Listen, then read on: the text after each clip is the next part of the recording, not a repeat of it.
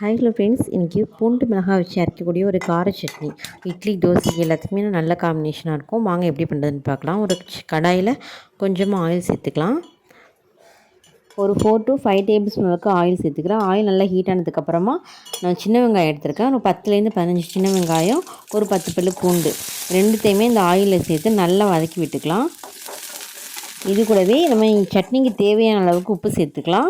நான் ஒரு 1 table spoon அளவுக்கு உப்பு சேர்த்துக்கிறேன். நெக்ஸ்ட் பார்த்திங்கன்னா ஒரு 1.5 டேபிள் ஸ்பூன் அளவுக்கு நான் வெள்ளை உளுந்து எடுத்திருக்கேன். அதையும் இந்த வெங்காயம் பூண்டு கூடவே சேர்த்து நல்லா வதக்கி விட்டுக்கலாம். இது கூடவே கொஞ்சமாக பெருங்காயத்தூள் சேர்த்துட்டு கொஞ்சமாக கருவேப்பிலையும் சேர்த்துக்கோங்க. சேர்த்துட்டு எல்லாத்தையுமே ஒரு தடவை நல்லா வதக்கி விட்டுக்கோங்க. நம்ம சேர்த்த வெங்காயம், பூண்டு, பெருங்காயத்தூள், வெள்ளை உளுந்து, கருவேப்பிலை இது எல்லாமே நல்லா வதங்கினதுக்கப்புறமா ஒரு தக்காளி பழத்தை இது போல் நல்லா கட் பண்ணி சேர்த்துக்கிறேன். அதையும் இது கூடவே சேர்த்து நல்லா வதக்கி விட்டுக்கோங்க. இது கூடவே கொஞ்சமாக புளி சேர்த்துக்கிறேன். சேர்த்துட்டு எல்லாத்தையும் ஒரு தடவை நல்லா வதக்கி விட்டுக்கோங்க. சட்னி வதக்கிட்டு இருந்த இந்த கேப்லேயே கொஞ்சமாக தேங்காய் சேர்த்துக்கிறேன்.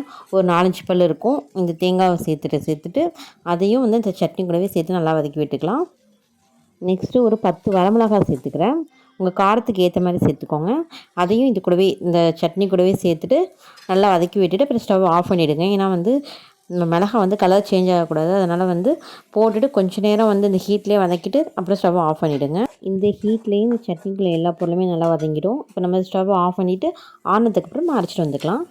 இப்போ நம்ம பூண்டு மிளகாய் சட்னிக்கு தேவையான எல்லாத்தையுமே நம்ம வதக்கி எடுத்துக்கிட்டோம். இப்போ அது ஒரு மிக்ஸி ஜாரில் மாற்றிக்கிட்டு கொஞ்சமாக தண்ணி விட்டு இப்போ அரைச்சி எடுத்துக்கலாம். சட்னி கொஞ்சம் கொரகொரப்பான பக்கத்துலேயே அரைச்சிக்கோங்க. ரொம்ப மைய அரைச்சிட வேண்டாம். கொஞ்சம் கொரகொரப்பாக இருந்தால் தான் டேஸ்ட் நல்லாயிருக்கும். இந்த பூண்டு மிளகாய் சட்னி நம்ம இட்லி, தோசை எல்லாத்துக்குமே சூப்பரான காம்பினேஷனாக இருக்கும். இது நீங்கள் ட்ரை பண்ணி பார்த்துட்டு எப்படி இருக்குன்னு சொல்லுங்கள். இதே போல் கொஞ்சம் கொரகொரப்பாகவே அரைச்சி எடுத்துக்கோங்க. சட்னியோட டேஸ்ட் ரொம்பவே சூப்பராக இருக்கும். சட்னி ஒரு பவுலுக்கு மாற்றிக்கலாம். மாற்றிட்டு இப்போ நம்ம சட்னி தாளித்து எடுத்துக்கலாம். எண்ணெய் ஊற்றிட்டு கடுகு, உளுத்தம் பருப்பு, கருவேப்பிலை சேர்த்துட்டு நல்லா தாளிச்சிட்டு நம்ம சட்னியில் சேர்த்துக்கலாம்.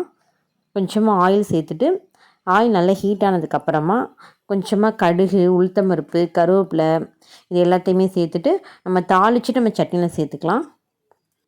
எண்ணெய் நல்லா ஹீட் ஆனதுக்கப்புறமா கடுகு, உளுத்தம் பருப்பு நல்லா பொரிஞ்சு வந்ததுக்கப்புறமா கொஞ்சமாக கருவேப்பிலை சேர்த்துட்டு கருவேப்பிலை நல்லா பொரிஞ்சு வந்ததுக்கப்புறமா நம்ம எல்லாத்தையுமே வதக்கின பொருள் எல்லாத்தையுமே சட்னியில் சேர்த்துடலாம்.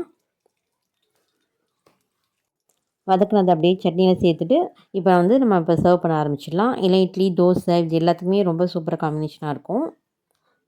இந்த சட்னி நம்ம இப்போ வெங்காயம், பூண்டு, புளி வச்சு அரைக்கிறதுனால ஒரு ஒரு ஒரு நாள் வரைக்குமே கெட்டு போகாமல் சட்னி நீங்கள் டூருக்கு எடுத்துகிட்டு போகிறதுக்கு இல்லை ட்ராவல் எடுத்துகிட்டு போகிறதுக்கு, ஸ்கூல் டிஃபன் பாக்ஸ் கொடுத்து விடுறதுக்கு ரொம்பவே சூப்பராக இருக்கும். கெட்டு போகாது, நல்லா டேஸ்ட்டாக இருக்கும். நீங்கள் இதை ட்ரை பண்ணி பார்த்துட்டு எப்படி இருக்குன்னு சொல்லுங்கள். தேங்க்ஸ் ஃபார் வாட்சிங்.